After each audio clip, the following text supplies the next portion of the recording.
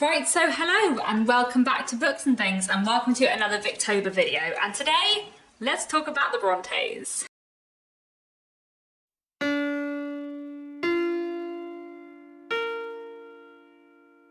So I thought it was about time that I did a video talking about the Bronte sisters because I love their books a lot and I feel like it's been a while since I spoke about them in an individual video.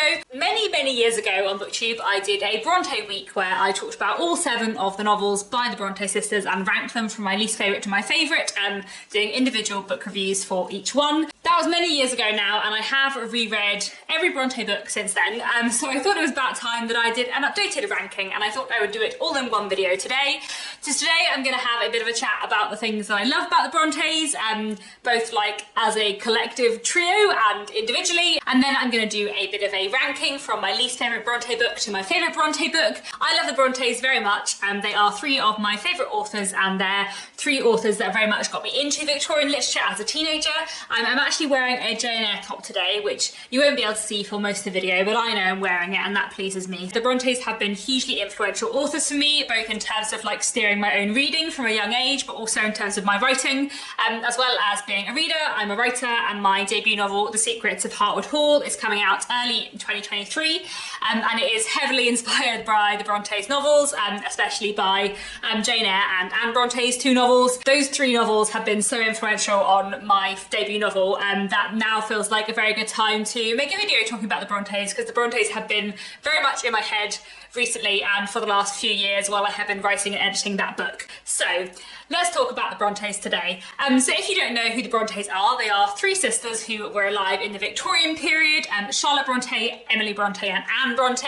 So Charlotte was the eldest, and she lived from 1816 to 1855. The middle sister was Emily, who was born in 1818 and died in 1848. And then Anne was the youngest sister and was born in 1820 and died in 1849. All of the 3 sisters had quite short lives. They also had a brother called Bramwell, and they lived with their father, who was a clergyman in the north of England in Yorkshire. Charlotte published 4 novels, Emily published 1, and Anne published 2. All 3 of them were first published under pseudonyms. All 3 of them also wrote poetry and published a poetry collection together. And we also have from all 3 of them some kind of juvenilia about other worlds that they wrote when they were children. And they are 3 of my favourite authors. I love them all very much. Brontes are really interesting because they're very different, but they're also very similar. A lot of people during the Victorian period actually thought that they were all the same person, because although the 3 of them published books under pseudonyms, they still gave their pseudonyms the same surname. So Charlotte Bronte published as Cora Bell, Anne Bronte published as Acton Bell, and Emily Bronte published as Ellis Bell. So they made their names kind of more masculine or gender neutral, but they kept the same initials and they gave themselves the same surname. And they also published a poetry collection together, so people obviously knew that they were related in some way, and a lot of people speculated that they were the same person, which I find quite interesting when you read their novels, because you can kind of see why you might think that, though also I do think their books are a bit different. But yeah, I love them all very much. So before I go into ranking the 7 novels of the 3 sisters, let me tell you a little bit about what I love about the Brontes. Let's start off with the things that I love about the Bronte sisters in general. Obviously they are 3 different people, and I talk about them a lot like they're one author, which they're not, but there are a few things which I think link their works, which I really like.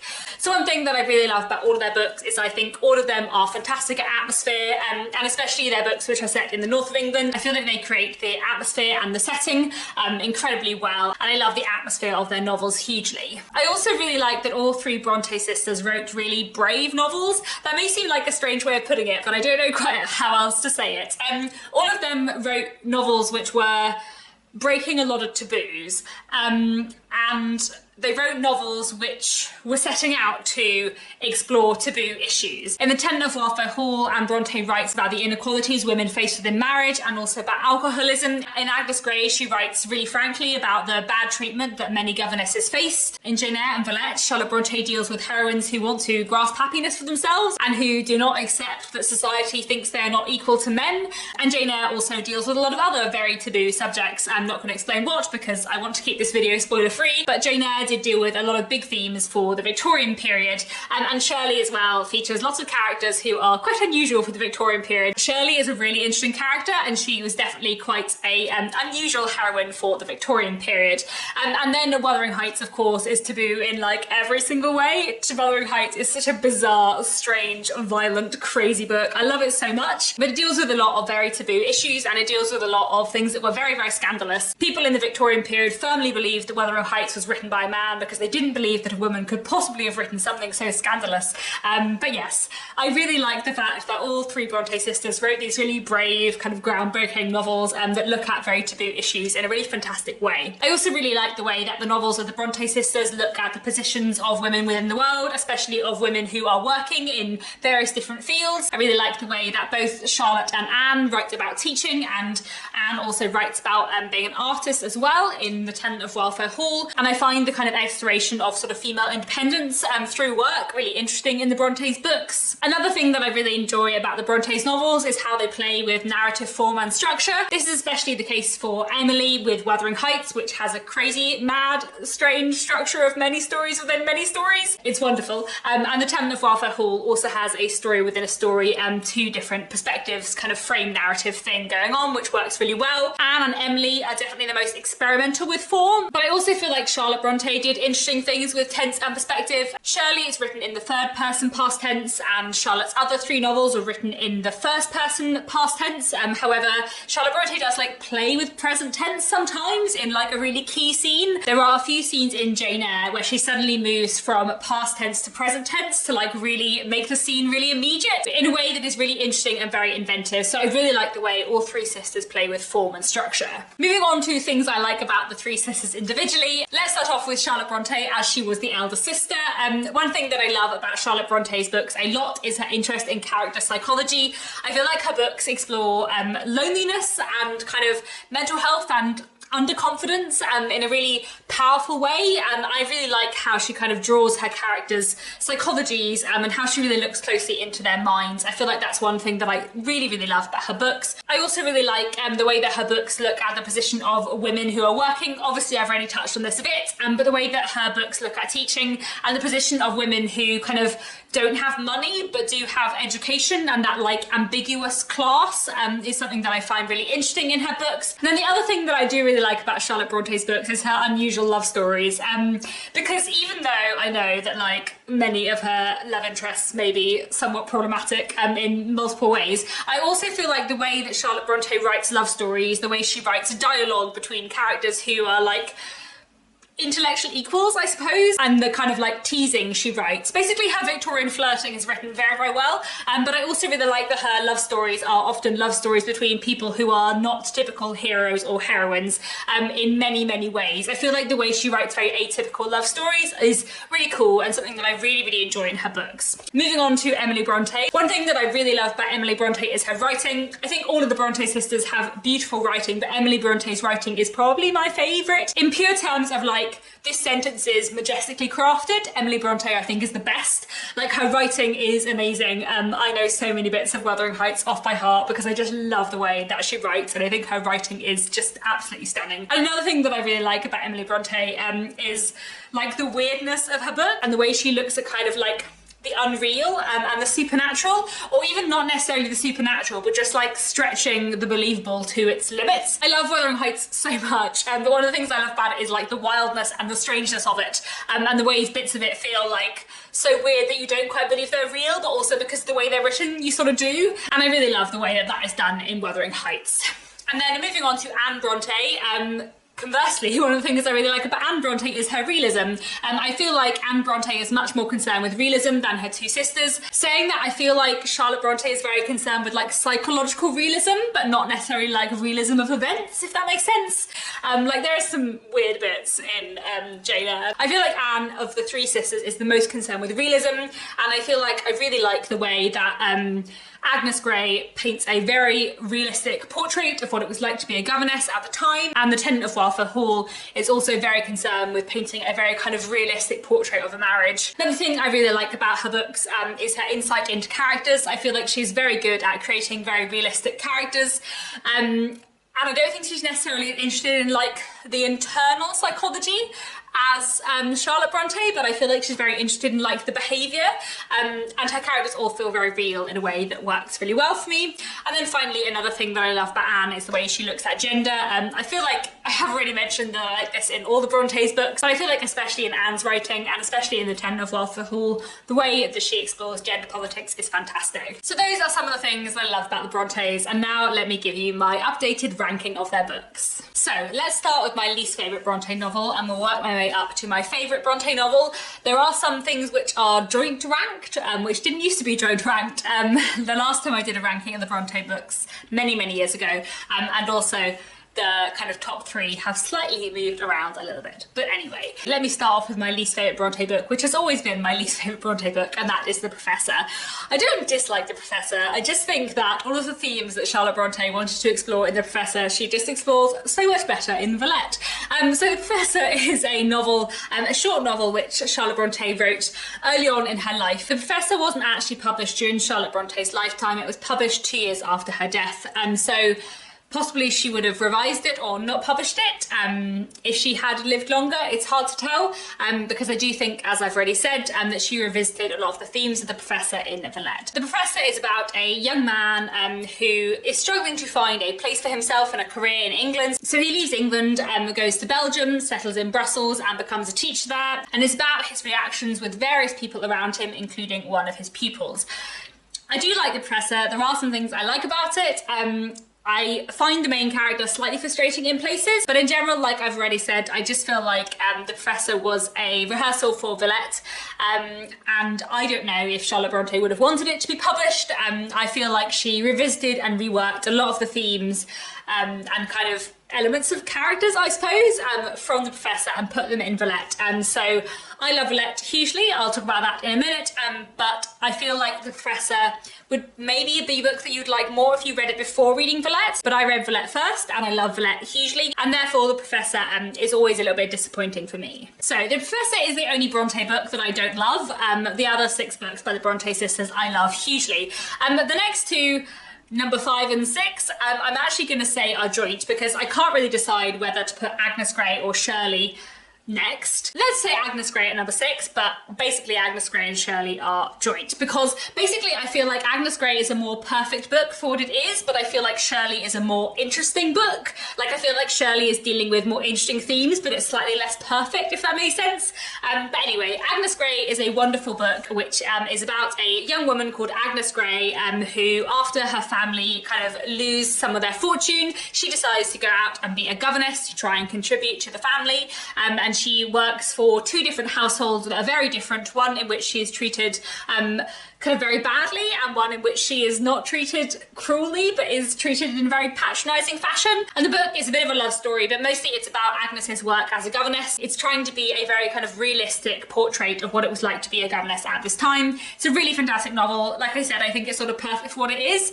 but I just don't love it as much as some of the other Bronte books. And next, let's talk about Shirley. I really like Shirley by Charlotte Bronte. I think it's a fantastic book and a really interesting one with some really incredible, powerful scenes. Shirley is a book that is actually not about a woman called Shirley. Shirley doesn't appear for ages. It's mostly about a woman called Caroline. Caroline is in love with a local manufacturer called Robert Moore. The book is partly about Caroline's unrequited love for him and partly about Robert's kind of position as a manufacturer in a small town which is very kind of anti-industry. So a lot of the book is about the conflict between Robert Moore and people who do not want increasing industrialisation in this town. And then later on in the novel, Caroline also meets and befriends a woman called Shirley, and we learn more about Shirley as a character, and Caroline and Shirley's friendship is quite important. There's a lot about Shirley that I find fascinating. I really like the way this novel looks at industrialisation. I really like the relationship between Shirley and Caroline. I feel like they have a great friendship and they're very, very different. And I feel like the way this novel looks at the position of women through Caroline and Shirley is really interesting. I don't necessarily love the ending of the novel or like Shirley's ending of the novel as much, which is one of the reasons why I think it's not as perfect a book as Agnes Grey, but I do really love love it, and I do think it's fascinating, and there are some like incredible scenes in here. So I'd really recommend Shirley too. It is a wonderful book. Then next at number 3 and 4, also sort of joint, are probably Valette and The Tenant of Walthall Hall. I don't really know how to rank these again, because actually again I feel like The Tenant of Walthall Hall might be a more perfect book, but I love Valette more, I think, maybe. I really love Valette a lot, and also Valette is so underrated that I sort of love it all the more in defence of it, I suppose. But let's start off with The Tenant of Walthall Hall, which is probably number 4, but it might be number 3. Anyway, they're sort of joint. The Tenant of Walthall Hall is a fantastic book by Anne Bronte. We start off in the perspective of a young man called Gilbert Markham. He is a gentleman farmer, and he becomes very intrigued by a newcomer to the neighbourhood, a woman called Helen Graham, Mrs. Graham, who is a widow who has arrived with her young son in Walthall Hall. She's the tenant there, and Gilbert becomes increasingly intrigued by her and becomes friends with her, but it's clear that there's a big secret in her past, and she ends up sharing her diary with Gilbert, and then we go back into Helen's past and find out about her past and her marriage. I love so much about The Tenant of Walthall Hall. I feel like the way it looks at marriage and gender politics is fantastic. I feel that this book has a really strong depiction of alcoholism in it, which I think it is fairly safe to say was probably drawn from Anne's own experience with her brother Branwell, who we know was an alcoholic. I also like the way that this novel plays a form and the way that it looks at kind of small communities and gossip. And there's just so much in this novel that I really, really love. I think it is a fantastic, fantastic book. Let's move on to Valette, which is probably number 3. Valette is a wonderful novel which follows a woman called Lucy Snow who leaves England to travel to Belgium because she decides that she wants to get work there in order to kind of get more independence and have a different start in life. So she ends up working at a school, first as a nursery maid and later as a teacher. You can see the similarities already to The Professor. The book is about Lucy Snow's life in this school, in this town of Valette in Belgium, about her relationship with her pupils and fellow teachers, and about her unrequited love for a local doctor, about her loneliness and her homesickness, and about her kind of state of mind.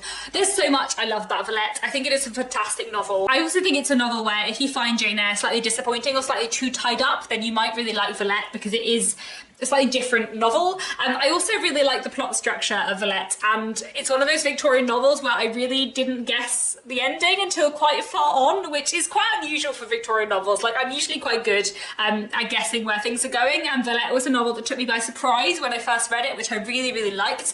I love the way it looks at mental health. I feel like Lucy's psychology and her kind of depression, especially one summer where all the pupils are kind of home for the summer, and she's kind of just on her own, isolated in this small town, in this country that's new to her. Like, I feel like the way all those themes are explored is fantastic. And I feel like Valette isn't a perfect novel, but I love it very, very much. And I feel like I have a very soft place in my heart for it because I feel like it is quite underrated, and I really, really like it. One thing I will say is that when I did my Bronte ranking many years ago in my Bronte Week videos, Valette was number 2, and obviously now it is number 3, possibly joint with The Tenant of Walthall Hall. I think, to be honest, that is more because The Tenant of Walthall Hall and the next book I'm going to speak about have kind of increased in my affection recently, rather than that Valette has gone down. But I also will say that the most recent time I reread Valette, I listened to an audiobook, and I actually didn't enjoy listening to an audiobook as much as I've enjoyed reading it physically. Usually I love rereading things on audiobook, but I actually found the audiobook experience of Valette slightly less good than the physical reading experience.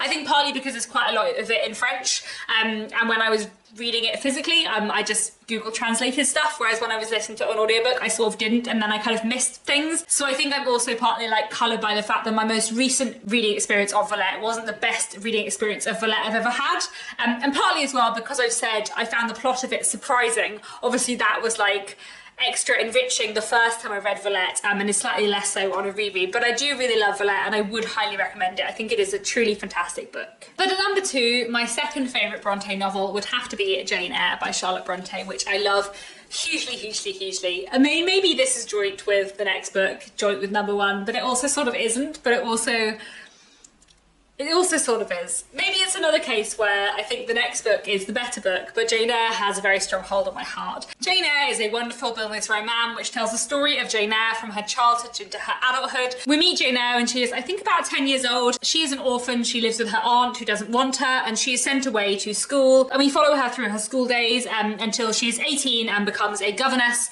and goes off to the mysterious Thornfield Hall. And when she arrives at Thornfield Hall, strange things start to happen, and she also forms a friendship with the master of the house, Mr. Rochester, and everything goes on from there. I love Jane Eyre a lot for lots of different reasons. I think it is a fantastic coming-of-age story. I really love the characterization. Jane Eyre may not be a perfect novel, but it is a hugely fantastic novel. I love the way that Charlotte Bronte creates atmosphere in this novel, the way that she weaves the plot with lots of mystery. I think the dialogue is fantastically written throughout Jane Eyre, and I feel like the characterization and the kind of character psychology is really, really well done. I also feel like Jane Eyre is a very accessible Victorian book. It's always a place that I recommend people to start with Victorian literature, especially younger people starting Victorian literature. I read Jane Eyre when I was 13, and it was the book that got me into Victorian literature, and it has a very strong place in my heart because of that.